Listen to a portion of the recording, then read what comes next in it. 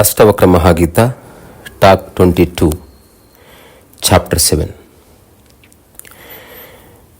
ఇప్పటి వరకు అష్టవక్రుడికి జనకుడికి మధ్యన జరిగినటువంటి సంవాదం వెరీ రిమార్కబుల్. అంటే జ్ఞానం, మోక్షం, ముక్తి ఇట్లాంటివి ఎట్లా వస్తాయి అనే జిజ్ఞాసతో అడిగిన జనకుడికి అష్టవక్రుడు స్పష్టంగా కొన్ని సూత్రాల్లో సాధనతో పని లేదు, వీటిని తీసేయి అని చెప్పాడు. సత్యాన్ని చెప్పేశాడు. దానికి జనకుడు ఒక ఆకస్మిక అహోభావానికి లోనై తనలో మదిలో కలిగే రకరకాల సంవేదనల్ని వ్యక్తపరిచాడు. నేను చైతన్య రసాన్ని, నేను ఆనందాన్ని, నేను నిరాకారుణ్ణి, నిరంజనుణ్ణి, నాకేవి అంటుకోవు. ఆ తర్వాత ఇట్లాంటి విషయాలన్నీ గుర్తిస్తున్న నిపుణత గలవాడిని నేను.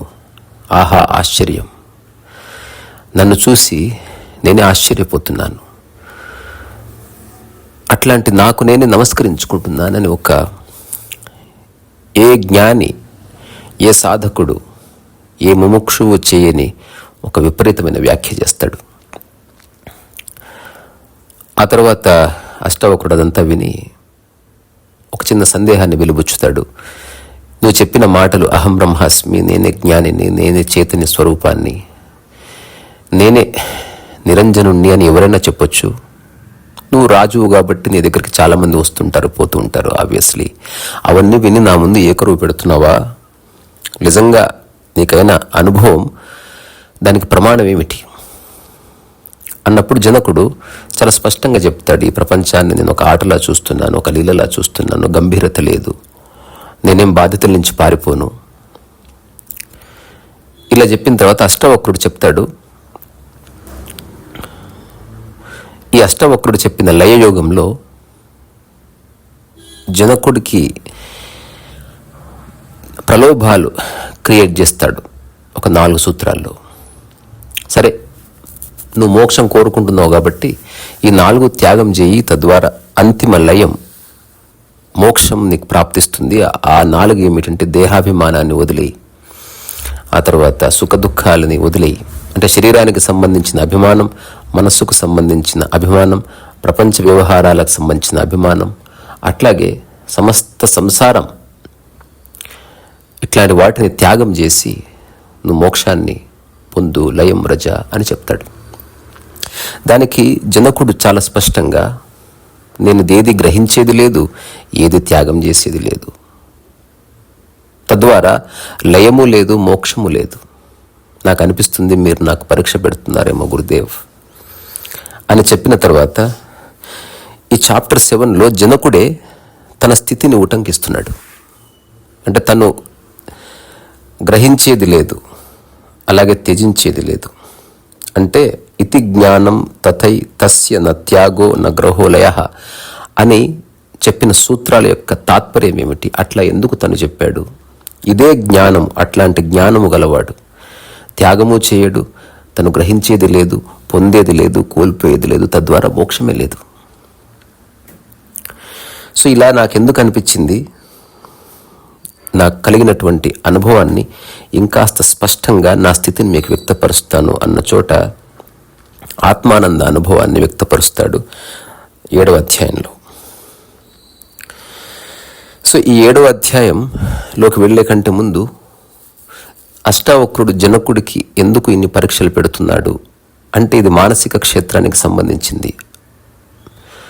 ఇంటాంజిబుల్ అంటే స్పర్శకతీతం. సో తద్వారా మానసిక స్థితిని మనం అర్థం చేసుకోవడానికి మనస్సే మాధ్యమం, తద్వారా వచ్చే వాక్కు మాధ్యమం, అందులో వచ్చే స్పష్టత మాధ్యమం. సో మోక్షం కావాలని కోరుకునేవాడు, మోక్షం వచ్చిందని సంబరపడేవాడు, మోక్షం కోసం రకరకాల విషయాల్ని త్యాగం చేసేవాడు, అట్లాగే అసలు మోక్షమే లేదని చెప్పేవాడు. ఇంతవరకు ఆ పై 3 చాలామంది చెప్పి ఉన్నారు. కానీ జనకుడు మొట్టమొదటిసారి మోక్షము, లయము అట్లాంటిది ఏమీ లేదు అని చెప్పడానికి గల కారణాలు ఏమిటి అని చెప్తూ జనకుడు ఎట్లా అన్నాడు, మయ్యనంత మహాంబోధౌ విశ్వపోత ఇతస్తత భ్రమతి స్వాంతవాతేన నమమాస్త్య హిషుష్ణుత. మయ్యనంత మహాబోధో విశ్వపోత ఇతస్తత భ్రమతి స్వాంతవాతేన న మమ సహిష్ణుత అన్నాడు. ఇక్కడ తన యొక్క స్థితిని చెప్తున్నాడు. ఇప్పుడు ఎవరైనా అడిగినప్పుడు వాళ్ళ స్థితి గురించే మాట్లాడతారు కదా. ప్రాపంచికంగా అయితే నేను ఇల్లు కొన్నాను, ప్లాట్ కొన్నాను, తర్వాత ఇంత డబ్బు ఉంది, పిల్లలకు పెళ్లి చేశాను, ప్రస్తుతం నా స్థితి బాగానే ఉంది. సో ఆ స్థితి అన్నది ఒక పర్యవసానం. సో ఇప్పుడు జనకుడు గ్రహించేది లేదు, త్యాగం చేసేది లేదు, తద్వారా మోక్షము లేదు అన్న నా స్థితి కారణమెట్టిది అని చెప్తూ అష్టవక్రుడు ఏదైతే ఒక ఉచ్చు వేశాడో, ఒక వల వేశాడో దాంట్లో చిక్కకుండా చాలా జ్ఞానవంతంగా సహజంగా మాట్లాడుతూ ఈ సూత్రాన్ని చెప్పాడు. దీని అర్థం ఏమిటి? అయ్యా అష్టవక్రముని, సో ఈ నా ఆత్మాంబోధిలో విశ్వం ఒక నౌక, అంటే ఆత్మని ఒక అంబుది సముద్రంతో పోలుస్తూ అందులో ఈ సమస్త విశ్వం, చరాచర జగత్తు, అట్లాగే సృష్టించిన ఈ ప్రపంచం ఇదంతా ఒక నౌక లాంటిది. ఈ మనస్సు ఒక మహాప్రపంచనం. సో విశ్వపోత అంటే ప్రపంచ నౌక, దాంట్లో భ్రమతి తిరుగుతున్నది. సో ఈ విశ్వం అనే ఒకానొక నౌక ఈ ఆత్మ అనే సముద్రంలో అటు ఇటు తిరుగుతున్నది. దానికి కారణం ఏంటి? సంకల్ప వికల్పాలు అనేటువంటి గాలుల వల్ల. సో ఈ సంకల్ప వికల్పాల గాలుల తాకిడికి ఒక్కొక్కసారి ఈ నౌక అటు ఇటు ఇటు అటు కొంతసేపు ఊగిసలాడుతూ ఉంది. అది నేను చూస్తున్నా, కానీ నాకేమాత్రం కష్టం లేదు, అది నన్ను అంటుకోనే లేదు. సో నాలో ఎలాంటి కదలిక లేదు, నా చుట్టూ సంసారిక విక్షేపాలు వేస్తున్నప్పటికీ. ఎంత స్పష్టంగా చెప్తున్నాడు! నా చుట్టూ అంతులేని సంసారం ఉంది, ఎన్నో సమస్యలున్నాయి, జటిలాలున్నాయి, అయినప్పటికీ వాటితో నాకు సంబంధం లేదు. సో ఈ విశ్వం అనే ఒకానొక నౌక మనఃప్రపంచంలో పడి కొట్టుమిట్టాడుతుంది. సో విశ్వం ఎట్లాగైనా పరిభ్రమించని, నేను దాన్ని సాక్షిగా చూసేవాడిని తప్ప దాన్ని గ్రహించేవాడిని కాదు, త్యాగం చేసేవాడిని కాదు. తద్వారా అవి నాలో బంధనం క్రియేట్ చేయలేదు కనుక నేను మోక్షం కోసం కూడా తహతహలాడడం లేదు. అవంతా నాకు అంగీకారమే. తద్వారా నాకు ఎలాంటి అసహనము లేదు వీటి పట్ల. సో ఇప్పుడు అష్టావక్రుడు అడిగిన ప్రశ్నలకి, అష్టావక్రుడు బిగించిన ఉచ్చు లయయోగానికి జనకుడు ఇచ్చిన స్పష్టమైన జవాబు నిజంగా అష్టావక్రుడు ఒక ఆనందంతో నర్తించి ఉండవచ్చు. ఎందుకంటే ఈ చిన్న వ్యాఖ్య మామూలు వ్యాఖ్య కాదు, ఇది ఆధ్యాత్మికత యొక్క పరాకాష్ఠకు సంబంధించిన వ్యాఖ్య. సో జనకుడు ఏం చెప్తున్నాడంటే, సర్వాంగీకార స్థితిలో ఉన్నాను. అంగీకారం అనేది గ్రహించడము కాదు, ఏది జరుగుతుందో దాన్ని చూసే స్థితిలో అట్లా నిలబడి ఉన్నవాడిని నేను. ఎక్కడైనా ఒడ్డున కూర్చొని ఒక పడవను చూస్తున్నట్టు నేను ఆ పడవ యొక్క అన్ని కదలికలను చూస్తున్నాను. ఒకవేళ ఆ పడవలో నేను ఉన్నప్పటికీ చేయవలసిన పనులు చేస్తున్నాను ఇంతకుముందే లీలగా అన్నట్టు, అంతే తప్ప అది నాకు సమస్యగా అనిపించడం లేదు, సమస్య కాదు. ఒక చిన్న కథ విన్నా. బుద్ధుడికి జీవితం అర్థమైన తర్వాత తన శిష్యగణంతో రకరకాల ఊర్లు తిరుగుతూ తన ప్రవచనాలు చెప్తూ ఉన్నాడంట. సో అప్పుడు బుద్ధుడు ఒక ఊరు వెళితే ఆ ఊర్లో ఉన్నటువంటి బ్రాహ్మణులు, పండితులు ముందే నిర్ణయించుకున్నారు అతని ఊరి ద్వారా పోనీయకుండా అడ్డుకోవాలని. ఎందుకు? అతను ఏ ఊరిలో బస చేస్తే, ఏ ఊరిలో కాలు పెడితే ఆ ఊరిలో ఉన్న వాళ్ళంతా తన శిష్యులుగా మారిపోతున్నారు. అప్పటికే అశేష ప్రజానీకం శిష్యులుగా మారిపోయారు. ఇప్పుడు ఆ ఊరి వాళ్ళంతా ఈ పెద్ద మనుషుల నిర్ణయానికి కట్టుబడి ఒక బారికేడ్ ఏర్పాటు చేసి నిలబడ్డారు. బుద్ధుడు వచ్చి అక్కడ నిలబడ్డాడు. పోదామనుకుంటే అడ్డుకున్నారు. అప్పుడు బుద్ధుడు అన్నాడు, గేట్లు తొలగించండి, నేను వెళ్ళాలి, ఈ ఊరి గుండానే వెళ్ళాలి, వేరే దారి లేదన్నాడు. అప్పుడు మిగతా వాళ్ళంతా అన్నారు, ఈ ఊరి గుండా వెళ్ళడానికి వీల్లేదు మీరు. మధ్యలో ఏమీ ఆగను, ఒక్క మాట మాట్లాడను, జస్ట్ నడుచుకుంటూ తలదించుకుని వెళ్ళిపోతా అన్నాడు. అప్పుడు ఆ ఊరి వాళ్ళంతా అన్నారు, అవసరమే లేదు. దానికి బుద్ధుడు అంగీకరించలే. ఈ దారి ఎవరిది కాదయ్యా, ఆ దారికి అటు ఇటు ఉన్న ఊరు మీద ఉండొచ్చు, దారి అందరికీ, ప్రతి బాటసారి ఆ దారి గుండా నడుచుకుంటూ వెళ్ళవచ్చు. నేను తప్పకుండా ఇలాగే వెళతాను. ఇది మొండిపట్టు కాదు, దారి ఉన్నది నడవటానికే, దాన్ని మీదనుకోవడం ఈ పొరపాటు. అప్పుడు ఊరి వాళ్ళు అందులో కొందరు బుద్ధుడిని విపరీతంగా తిట్టడం మొదలుపెట్టారంట. మొదటిసారి బుద్ధుడు ఆ శిష్యులందరూ చూస్తుండగా కళ్ళు మూసుకున్నట్లే నిలబడ్డాడు. అంతలో ఎవరు అడిగారు, అంత తిడుతున్నారు కదా, మీకేం సమస్య లేదా అంటే, ఏ సమస్య లేదు, వాళ్ళకి తెలిసింది వాళ్ళు చేస్తున్నారు, నా అనుభవంలో నుంచి నేను నిలబడ్డాను, నా స్థితి నాది, వాళ్ళ స్థితి వాళ్ళది, వాళ్ళకు వచ్చిన తిట్లు తిడుతున్నారంతే, నన్ను తిట్టినట్టు నేనేం అనుకోవడం లేదే. రెండవది, ఏం జరిగినా అంతా సర్వాంగీకారం. ఆ తర్వాత బుద్ధుడు అన్నాడు, తిట్టేది అయిపోయిందా, ఇంకా తిట్టే ఉన్నాయా? మళ్ళీ తిట్టారు. ఎంతకని తిడతారు, ఎంతసేపు తిడతారు, ఎన్ని తిట్లని తిడతారు? అప్పుడు బుద్ధుడు అన్నాడు, మీరు తిట్టాల్సిన పని అయిపోయింది కాబట్టి నేను ఊర్లోకి అడుగు పెడతా అని ఆ బారికేడు తొలగించబోతుండగా దాడి చేసి గాయాలు చేస్తారు. దాంతో బుద్ధుడు గాయపడతాడు, శిష్యులు గాయపడతారు. ఇంతలో ఆ ఊర్లో ఉన్న కొందరు హఠాత్తుగా వాళ్ళ స్వభావంలో నుంచి ఇట్లా చెప్తారు, పాపం అతను వచ్చి ఊర్లో నుంచి వెళదామంటే అడ్డుకోమని చెప్తే మనం ఇక్కడ అడ్డుకున్నాం, కానీ అతని మీద దాడి చేస్తారా మీరు? అతను ఎవరికి హాని కూడా చేయలేదు, నోరు కూడా తెరవనని చెప్పాడు, ఇప్పుడు అతను అట్లా దెబ్బలు తిని అట్లా రక్తంతో ఉన్నాడు, తప్పు కదా ఇది అని ఆ ఊర్లో ఉన్న పండితుల్ని, పూజారిని పక్కకు జరిపి ఆ ఊరి వాళ్ళు బుద్ధుడిని తీసుకెళ్ళి ఒక చెట్టు కింద కూర్చోబెట్టారు. ఇప్పుడు వచ్చింది అసలు సమస్య. ఆ ఊరి గుంటా పోతే అయిపోయేది, తలెత్తుకొని కూడా పోను అన్నాడు, తలదించుకొని పోతా అన్నాడు, అయినా ఒప్పుకోలేదు. ఇప్పుడు ఆ ఊరిలోనే ఒక వారం రోజులు ఉండవలసి వచ్చింది. సో బుద్ధుడు యథావిధిగా అన్న మాట ప్రకారం ఒక్క మాట మాట్లాడలేదట, శిష్యులు ఒక్క మాట మాట్లాడలేదు. ఆ ఊరి వాళ్ళే ఏదో ఆహారం అరేంజ్ చేశారు. ఆ 7 రోజులు బుద్ధుని గమనించిన వాళ్ళు, ఓహో ఇంత ప్రశాంతంగా జీవించవచ్చా, తనని తిట్టిన వాళ్ళని, తన మీద దాడి చేసిన వాళ్ళని జస్ట్ ఒక సాక్షిగా చూశాడే, ఇంత గొప్ప స్థితి ఉంది అని ప్రాక్టికల్గా చూసిన తర్వాత ఆ బుద్ధుడు ఆ ఊరి నుంచి వెళ్ళిపోతుంటే ఆ ఊరిలో సగం మంది బుద్ధిస్టులుగా మారి అతనితో వెళ్ళిపోయారంట. సో బుద్ధుడి లాంటి స్థితిలో ఉన్నవాడికి ఒకరిని శిష్యులుగా మార్చాలన్న తాపత్రయం ఉండదు. తన విధి ఏమిటో అది చేస్తాడు. తను దేన్ని గ్రహించడు, తను దేన్ని త్యజించడు, తనున్న స్థితిలో అట్లా రమిస్తాడు. సో జనకుడు అదే చెప్తున్నాడు, ఈ మహాసాగరంలో ఒక నౌక వంటిది ఈ విశ్వం, ఈ సంసారం. దీంతో పాటు ఖచ్చితంగా ఒక విషయం తెలుసుకోవాలి. సో ప్రకృతి, దానికి సంబంధించిన అంశ విశ్వం, అలాగే మనిషి సృష్టించినది ప్రపంచం. సో ఇప్పుడు మనిషి వదిలేయాలనుకుంటున్నవి, మనిషిని బాధ పెడుతున్నది ప్రాపంచిక విషయాలే. ప్రకృతిపరమైన విషయాలు మనిషిని ఎప్పటికీ బాధ పెట్టవు. ఎందుకంటే ప్రకృతి ఒక స్వయం చాలితం గనుక. గాలి తానంతకదే వస్తుంది పోతుంది, అందులో మనిషి ప్రయత్నం ఏమీ లేదు.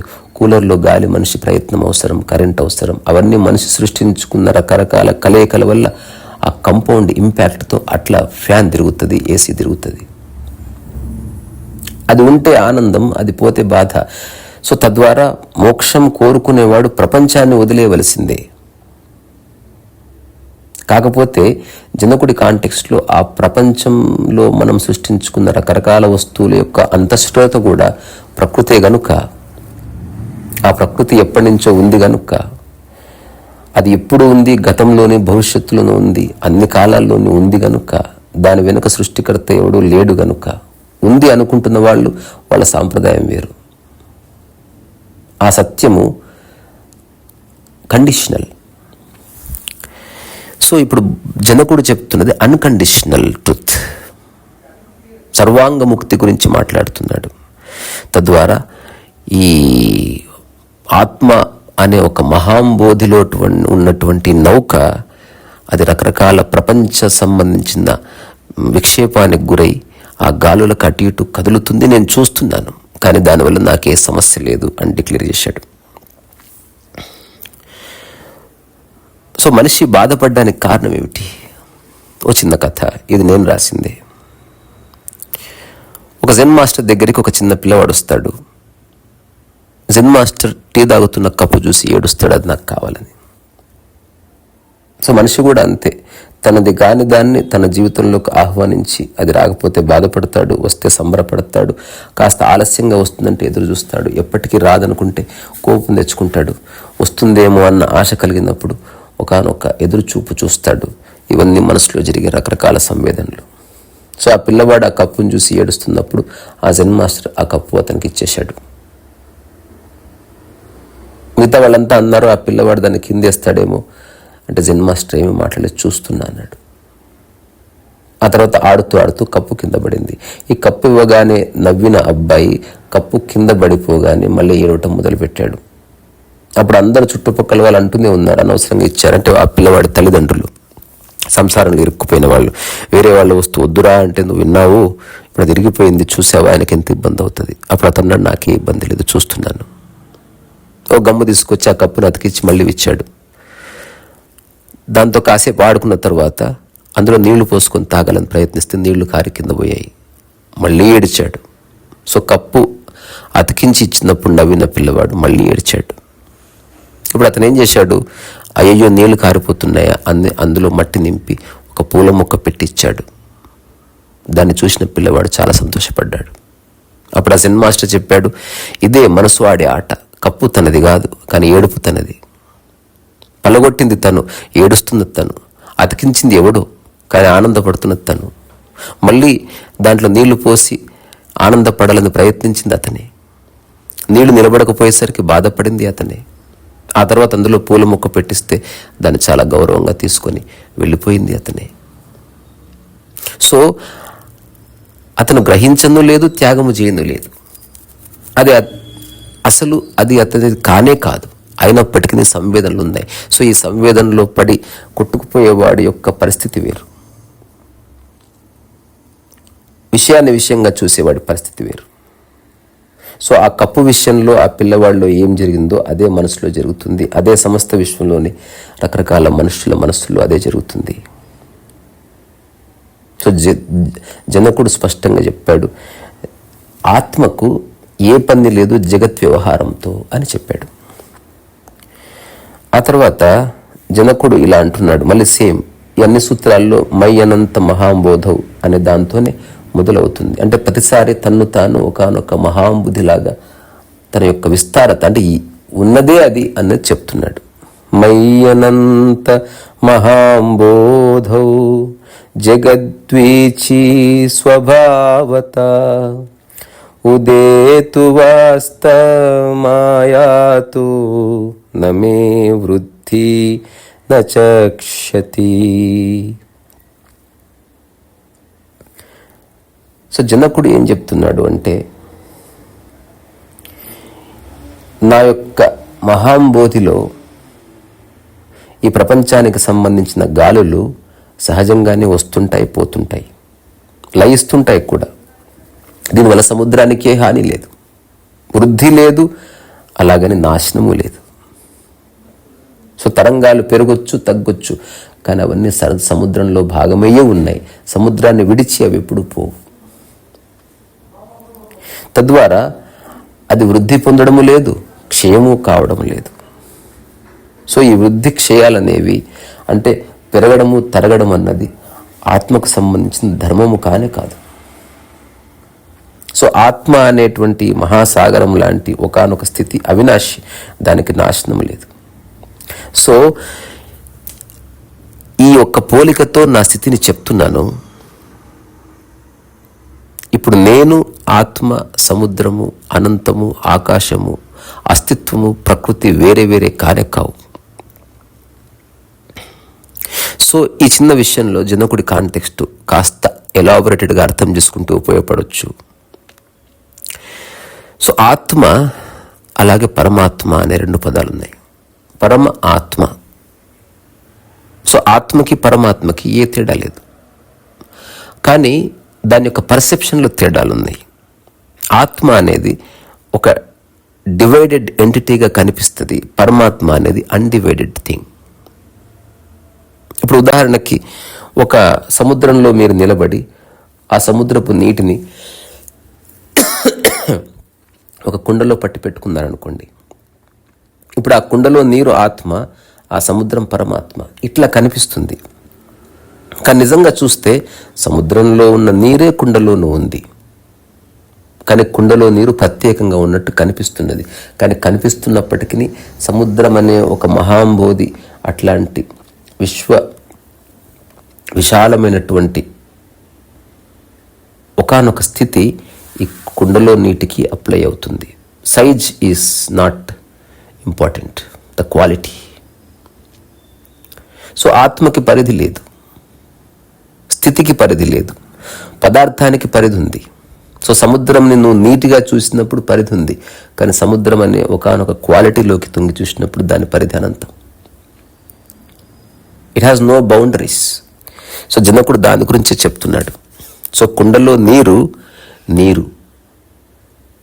ఆ కుండని పగలగొడితే ఆ నీరు సముద్రపు నీరులో కలిసిందా? అట్లా అనిపిస్తుందా?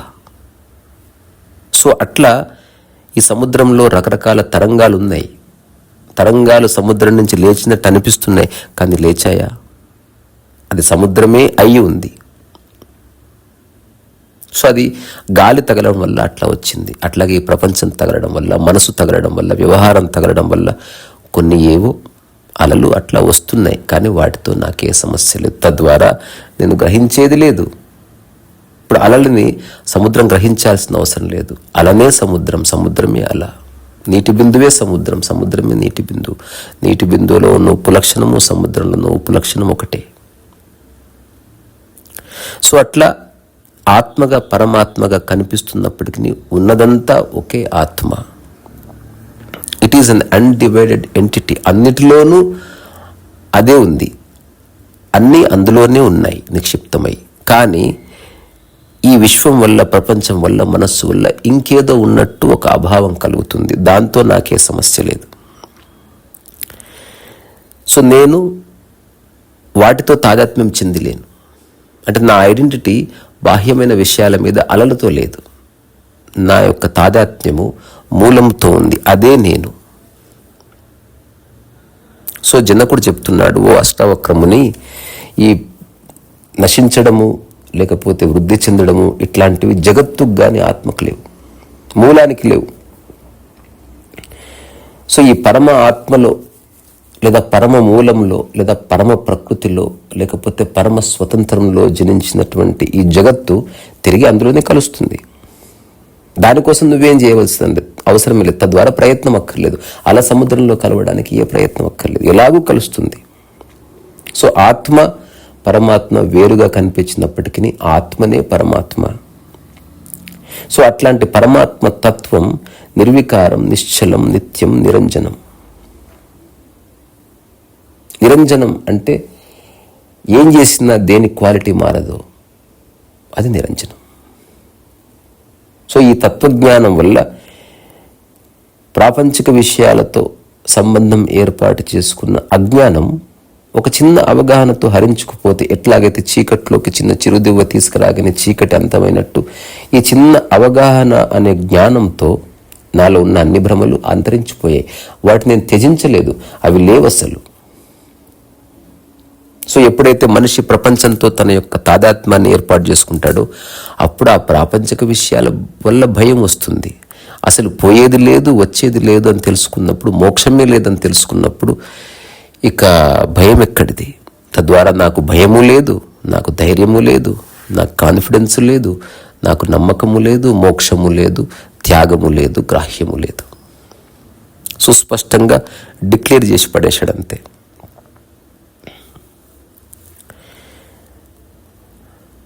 సో ఆదిశంకరాచార్యుల వారు ఒక మాట అన్నారు, మనస్సుకు మించిన అజ్ఞానం లేదు. ఎందుకు? కొంత గ్రహించడమే అజ్ఞానం. సమగ్ర గ్రాహ్యం జ్ఞానం. కొంత గ్రహించినప్పుడు కర్త ఉంటాడు, సమగ్రం గ్రహించినప్పుడు అందులో అతను భాగం అవుతాడు. సో ఈ మనస్సు నశిస్తే సృష్టి నటిస్తుంది. సో సో మనస్సు మేలుకోవడం వల్ల జగత్తు ప్రకాశంగా వికసించినట్టు కనిపిస్తుంది. కానీ ఆ మనస్సే ఒక మాయ గనుక జగత్తు కూడా మాయనే. నీ కళ్ళు మూసుకుంటే దృశ్యము పోయింది, చెవులు మూసుకుంటే వినికిడి పోయింది, శబ్దము పోయింది.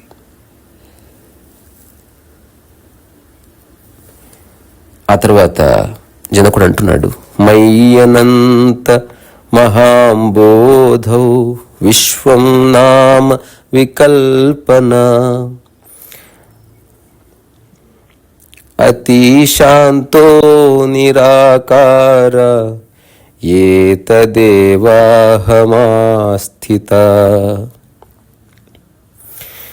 ఇది చాలా అద్భుతమైనటువంటి సూత్రం. ఇందులో కొన్ని తేలికపాటి రహస్యాలు ఉన్నాయి. అర్థం చేసుకుంటే అదృష్టం, లేకపోతే మళ్ళీ తిరిగి ప్రయత్నం చేసుకోవచ్చు. తిరిగి ప్రయత్నం చేసే అవకాశం రావడం అదృష్టమే. ప్రకృతిలో దురదృష్టాలు లేవు. సో జనకుడు అష్టావక్రుత చెప్తున్నాడు, ఈ అనంతమైన ఆత్మసాగరంలో నిశ్చయంగా విశ్వం అనేది ఒక వికల్పం మాత్రమే, ఒక సబ్స్టిట్యూట్. సో నేను అత్యంత శాంత స్వరూపుణ్ణి, నాకే ఆకారము లేదు. అతిశాంతో నిరాకారం అని చెప్పాడు. నాకే ఆకారం లేదు, శాంతి స్వరూపుణ్ణి. అట్లాగే నేను ఆత్మని ఆశ్రయించిన వాడిని. సో ఆత్మ యొక్క ఎక్స్ప్రెషన్లో విశ్వం కనిపిస్తుంది, కానీ ఆత్మ అనేది పరిపూర్ణం. దానికి ఆకారము, వికారము, సకారం ఏది లేదు. అది నిర్వికారం, నిరాకారం. సో ఈ ఆత్మ అనే సముద్రంలో ఈ జగత్తు ఒక కల్పనగా కనిపిస్తున్నది, అలల వంటివి. సో సముద్రానికైనా ఆద్యంతాలు ఉంటాయి, ఎందుకంటే అది ఒక పదార్థము కాబట్టి, పోలిక కోసం. కానీ ఆత్మకు ఆది లేదు, అంతం లేదు. సో నా యొక్క మూల స్వరూపం నిరాకారం. నేను దాంతో ఉన్నవాడిని, అదే నేనై ఉన్నవాడిని. సో అక్కడి నుంచి చూసినప్పుడు నాకంత భ్రమగా, అంత కల్పనగా, ఒక దృష్టాంతంగా కనిపిస్తుంది అంతే అని చెప్పాడు. సో సంసారం అనేది ఒక ప్రతి సృష్టి అని చెప్తున్నాడు. ఇప్పుడు మీరు ఒకవేళ దేవాలయంలో ఉంటే ఒక భక్తుడిగా ఉంటారు, ఒక బార్లో ఉన్నారనుకోండి ఒక తాగుబోతుగా ఉంటారు, నడుస్తున్నారనుకోండి ఒక ప్రయాణికుడిలా ఉంటారు, అడవిలో ఉన్నారనుకోండి ఒక జంతువులా ఉంటారు, మీ గదిలో ఒంటరిగా ఎక్కువ కాలం ఉంటే అనామకుడిగా ఉంటారు, మిమ్మల్ని పిలిచే వాళ్ళు ఎవరు లేరనుకో మీ పేరు కూడా మీరు మర్చిపోవచ్చు. సో అలా కనిపిస్తున్నారు, కానీ అదంతా మీరే. కాకపోతే మీలో మనసు ఉండటం వల్ల దేవాలయంలో ఒకలాగా, బార్లో ఒకలాగా, రోడ్డు మీద ఒకలాగా మీరు ప్రవర్తిస్తారు. అదే ఒక చిన్న పిల్లవాడిని దేవాలయంలో ఉంచినా, బార్ అండ్ రెస్టారెంట్లో ఉంచినా, రోడ్డు మీద ఉంచినా తన స్థితిలో ఏ మార్పు ఉండదు. అట్లాంటి ఆత్మస్థితి గురించి జనకుడు మాట్లాడుతున్నాడు. సో అందుకని మాటి మాటికి చెప్తున్నాడు, మీరు నాకు లయయోగాన్ని ఇచ్చారు, బాగుంది, కానీ నాకు లయయోగం ఎందుకు? అసలు నేను దేంట్లో లయం కావడం ఏంటి? లయము కావాలంటే రెండు ఉండాలి, ద్వైతం ఉండాలి. దేనితో లయం కావాలి అసలు? సో నేను గ్రహించేది లేదు, త్యాగం చేసేది లేదు, తద్వారా మోక్షము లేదు, లయము లేదు. నేను సుశాంతుడిని, సుస్థితుడని. అయితే జనకుడు అంటున్నాడు, మీరు నన్ను పరీక్షిస్తున్నారేమో అనిపిస్తుంది నాకు, కానీ పర్వాలేదు, నేను మళ్ళీ మీకు భరోసా ఇస్తున్నాను, ఈ ప్రపంచం వల్ల నాకే ప్రమాదం లేదు. ఇప్పుడు నా టాక్స్లో చెప్పే విషయమే అష్టావక్ర మహాగీతలో కూడా స్పష్టంగా చెప్పబడ్డది. ప్రపంచం ఒక అవసరం, అది సత్యము కాదు, అదొక వ్యవహారిక సత్యం. దానివల్ల ప్రపంచంలో నీ కదలికలు తేలికవుతాయి, అంతవరకే. దాన్నే సత్యం అనుకున్నవాడు ప్రాపంచిక విషయాలతో తన్ను తాను జోడించుకున్నవాడు బాధపడతాడు. ప్రపంచాన్ని ఒక అవసరంగా గుర్తించి దాన్ని గౌరవంగా తగిలించకుండా ఉపయోగించుకున్నవాడు ఆనందంగా ఉంటాడు. సో దేంతో నీ అనుబంధం ఉంది అని నువ్వు అనుకుంటే తద్వారా నీలో సంవేదనలు ఉంటాయి. మూలంతో అనుబంధం ఉంది అనుకున్నావు అనుకో,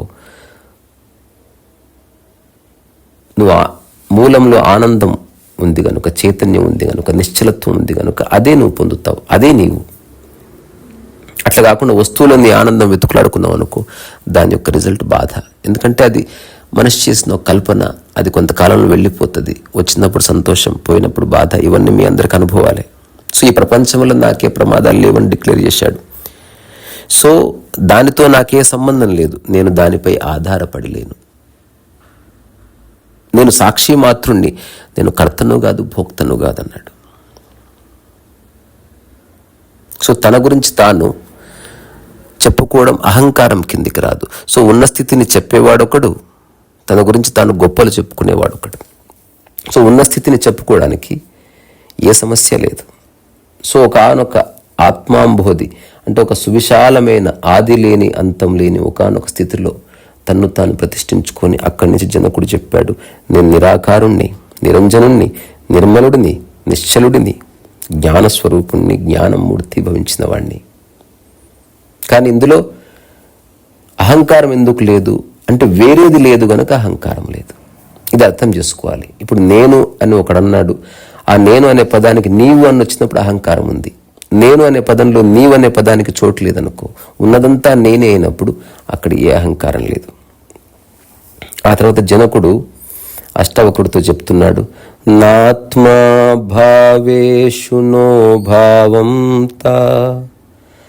స్తత్రానం తే నిరంజనే ఈత్యసక్తో స్పృహ శాంత ఏతదేవాహమాస్థిత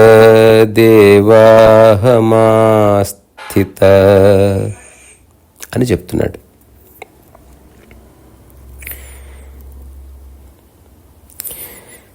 సో నాత్మ భావేషు నో భావంతస్తత్రానంతే నిరంజనే ఇత్యసక్తో స్పృహ శాంత ఏతదేవాహమాస్థిత. సో జనకుడు ఇంకాస్త క్లారిటీ ఇచ్చి ఇక్కడ ముగిస్తున్నాడు. ఏం చెప్తున్నాడు? జగత్తు అన్నది మిథ్య, దానికి స్వతహ సిద్ధంగా ఏ బలము లేదు, ఆ బలం నువ్వే ఇస్తున్నావు. ఒక అద్దంలో కనిపించే ప్రతిబింబంలా కనిపిస్తుంది. సో అద్దంలో ఉన్న ప్రతిబింబాన్ని నువ్వు త్యాగం చేయవలసిన అవసరం లేదు, గ్రహించిన అవసరం లేదు, అది ఉంది, అట్లా కనిపిస్తుంది. అందువల్ల జ్ఞానికి త్యాగ గ్రహణ బుద్ధి ఏది లేదు. Neither he's renouncing nor he's clinging to something. So అన్నిటికీ ఆత్మనే సత్తానిస్తుంది, శక్తినిస్తుంది అని చెప్పేశాడు. సో జ్ఞానికి ప్రత్యేక ఉపాధులు ఏమీ లేవు, తను ఆధారపడ్డ అంశాలు ఏమీ లేవు, తను వదులుకునే అంశాలు ఏమీ లేవు. ఆత్మానుభవం పొందడానికి లయయోగం కావాలేమో కానీ ఆత్మానుభవం కలవాడికి లయయోగం అవసరం లేదు. మీరే ఆలోచించి చెప్పండి నాకు. సో జనకుడు చెప్తున్నాడు, ఇప్పుడు నేనున్న స్థితిలో ఏ లయయోగము ఏ మోక్షానికి ప్రయత్నం అక్కర్లేదని డిక్లేర్ చేశాడు. ఇది నిజంగా అత్యంత అరుదైన వ్యాఖ్య ఆధ్యాత్మిక జగత్తులో. Very very very rare. కాళ్ళు లేనివాడికే కట్టెలు, కాళ్ళు వచ్చిన తర్వాత కట్టెలని త్యాగం చేస్తాడు. కాళ్ళు సరిగ్గా ఉన్నవాడికి కట్టెలు ఎందుకు? కట్టెలే అవసరం లేనప్పుడు కట్టెలతో ఎలా నడవాలన్న పుస్తకాలు ఎందుకు? అది నేర్పించే గురువు ఎందుకు? నేనున్న స్థితి అత్యున్నత స్థితి, అది దేని మీద ఆధారపడలేదు. ఇది నేను మిమ్మల్ని ఒప్పించడానికి చెప్పడం లేదని చెప్తున్నాడు. బట్ నాకు అనిపిస్తుంది మీరు నన్ను ఊరికి అట్లా పరీక్షించి ఉచ్చులో లాగాలని చూసినట్టున్నారు. ఓ జనక, నువ్వు చాలా విషయాలు తెలుసుకున్నావు, ప్రపంచం అంతా వ్యర్థం, ఇదంతా లీలా అని తెలుసుకున్నావు. అది కూడా అక్కర్లేదు, దేహాభిమానాన్ని త్యాగం చేయి సరిపోతుంది. శరీరానికి సంబంధించినటువంటి త్యాగం అది. సుఖ దుఃఖాలని త్యాగం చేయి సరిపోతుంది, మనస్సుకు సంబంధించిన త్యాగం అది. అట్లాగే ప్రపంచానికి సంబంధించిన విషయాల్ని త్యాగం చేయి. ఆ తర్వాత సమస్త విశ్వం నీలోనే ఒక భాగం అనుకునే బదులు సమస్త విశ్వాన్ని త్యాగం చేయి. తద్వారా మోక్షమే ఉంది. అంటే ఫస్ట్ చెప్పిన సూత్రాన్ని యోగం లాగా మళ్ళీ ఒక 4 సూత్రాల్లో చెప్పినప్పుడు జనకుడు దాన్ని చాలా బ్యాలెన్స్డ్గా దానికి జవాబిచ్చాడు. ఇది నిజంగా ఎవరైనా అర్థం చేసుకోగలిగితే అద్భుతం. అసలు నేను ఒక చిన్న అనాలజీ చెప్పి ముగిస్తా ఈ రోజుకి. ఎవరికి వాళ్ళే ఆలోచించుకోండి. మీ జీవితంలో అసలు మీరేం కోరుకుంటున్నారు? ఇప్పుడు మనం విమానం ఎక్కినప్పుడు కొందరు ఐల్ సీట్ కోరుకుంటారు, కొందరు విండో సీట్ కోరుకుంటారు. అవునా? ఆ కోరుకున్నప్పుడు ముందే మీకు తెలుస్తుంది ఐల్ సీట్ నాకు ఇవ్వండి అని అడుగుతారు. అట్లాగే మీరు ఏం కోరుకుంటున్నారు అసలు అది మీరు డిక్లేర్ చేయాలి. ఒకవేళ మీరు ప్రశాంతత కోరుకుంటే ఆ ప్రశాంతతకు భంగం కలిగించే అన్నిటినీ ఒక అవగాహనతో వదిలేయండి.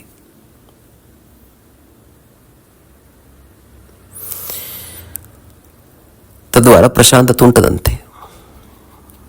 అట్లా కాకుండా మీరు దుఃఖం కోరుకున్నారనుకోండి, ప్రతి దాంట్లోనే ఇంటర్ఫియర్ అయ్యి దుఃఖానికి లోను కావచ్చు. కానీ జనకుడు ఏమంటున్నాడు? అసలు ఏది నాకు సంబంధించింది కాదు. అసలు నేను గ్రహించేది లేదు, త్యాగం చేసేది లేదు. తద్వారా లయము లేదు, మోక్షం లేదు, బాత్కతం. సో ఈ చాప్టర్ 7 తర్వాత అష్టావక్రుడు ఇంకొన్ని విషయాలు చెప్తాడు. చెప్తూ ఒక మాట అంటాడు, రకరకాలుగా నిన్ను పరీక్షించి చూశాను. సో నా పరీక్షలో నువ్వెక్కడా కూడా నన్ను ఒప్పించాలనో లేదా నిన్ను సమర్థించుకోవాలనో కాకుండా నీ ఉన్న స్థితిని మాత్రమే చెప్పావు.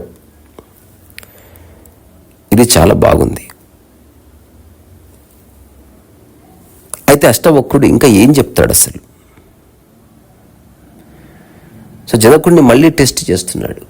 అంటే రకరకాల దిక్కుల నుంచి ఎవడైనా ఒక బంగారు ఆభరణం తయారు చేసినప్పుడు అన్ని దిక్కులా చూస్తాడు దాన్ని. ఓన్లీ ఒక దిక్కు కనిపిస్తే సరిపోదు.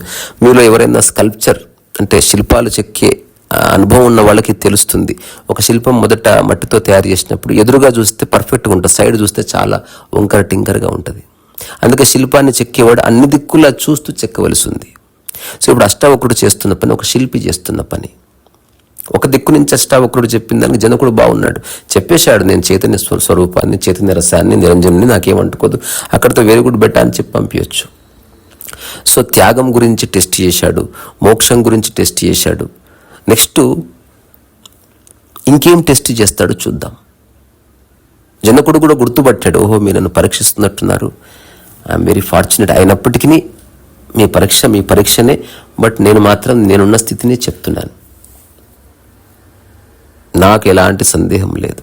జ్ఞానోదయం అంటే ఎలాంటి సందేహం లేని ఒకనొక మానసిక స్థితి.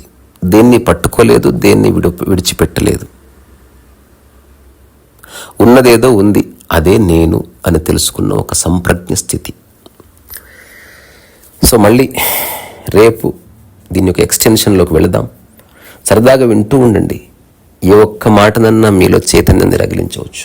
ఈరోజు ఒక అద్భుతమైన విషయం జరిగింది. నన్ను కలవడానికి ఒక 2 మిత్రులు వచ్చారు, పెద్దవాళ్ళు. చాలాసేపు మాట్లాడుకున్నాం. స్పష్టంగా వాళ్ళు చెప్పారు, మీ టాక్స్ విన్న తర్వాత చూడడం తెలిసింది, చాలా సమస్యల నుంచి అత్యంత సహజంగా అప్రయత్నంగా గట్టు మీద పడ్డాను. ఎవరో వచ్చి నాకు పళ్ళు గిళ్ళు బహుమతిగా ఇచ్చారు. అవందరం పంచుకొని తినేసాం, అక్కడితో అయిపోయింది. అయితే అదే సమయంలో బయట వర్షం పడి వాళ్ళ కార్లు కొట్టుకొని పోయాయి. సో ఆ వర్షంలో మేము దిగి ఆ తర్వాత ఆ కార్ దగ్గరికి వెళితే అది కంప్లీట్గా వాటర్లో డ్రెంచ్ అయిపోయింది. ఇప్పుడు మలక్పేట ఏరియాలో కంప్లీట్గా కార్లు పడవల్లాగా మారిపోతాయి. ఎప్పుడన్నా నేను షార్టో గిట్టో రేపు పెడతా చూడండి, యూ విల్ బి సర్ప్రైజ్డ్. మీరు ఆశ్చర్యపోతారు. కేదార్నాథ్ కుంభమేళాలో ఒక వరద వస్తే ఎట్లా ఉంటుందో ఆ రేంజ్ ఉధృతి అవసరం. ఉధృతి ఉంటుంది అక్కడ. చాలా కేర్ఫుల్గా మీరు రోడ్ దాటలేదు, నీళ్లు కొట్టేస్తాయి. సో అప్పుడు ఆ కారు ఇద్దరం తోస్తూ ఉండగా చిన్న ప్రయత్నం, మానవ ప్రయత్నం. అప్పుడు అతను ఒక మాట అన్నాడు, ఇంతవరకు నేను మీ మాటలు విని అర్థం చేసుకున్నది ప్రాక్టికల్గా అనుభవించడానికి ఈ సందర్భం వచ్చినట్టుంది. మీరు ఎప్పుడు ఒక మాట చెప్తారు, రీసా కారు చెడిపోయింది, బాధపడ్డా రిపేర్ చేయించవలసిందే, సాక్షిగా ఉన్నా రిపేర్ చేయించవలసిందే. సో నిజానికి నేను చాలా కంగారు పడేవాడిని. మొదటిసారి నేను దీన్ని చూస్తున్నాను. మీరు ఆశ్చర్యపోతారు. ఒక 2 గంటలు అతను నాతోనే ఉన్నాడు. అతనిలో ఏ చింత లేదు. అతను మాటి మాటికి చెప్తున్నాడు, మొదటిసారి ఇట్లా చూస్తున్నాను నేను. సో నేను ఆదుర్ద చెందిన, ఆందోళన చెందిన, బాధపడ్డా, నన్ను నేను బ్లేమ్ చేసుకున్నా, నా గ్రహాలని బ్లేమ్ చేసిన, నా కర్మ అనుకున్నా, కారు యొక్క స్థితి ఇంత కూడా మారదు. కానీ కారు ఉన్న స్థితిని నీ మీద ఇంప్లై చేసుకోవడం వల్ల నీకు సఫరింగ్ ఉంది, కన్నీళ్ళు ఉన్నాయి, బాధ ఉంది. నేను చెప్పాను, ఈ విషయాన్ని అందరికి చెప్పేసేయండి. మీరు మామూలుగా చెప్పండి.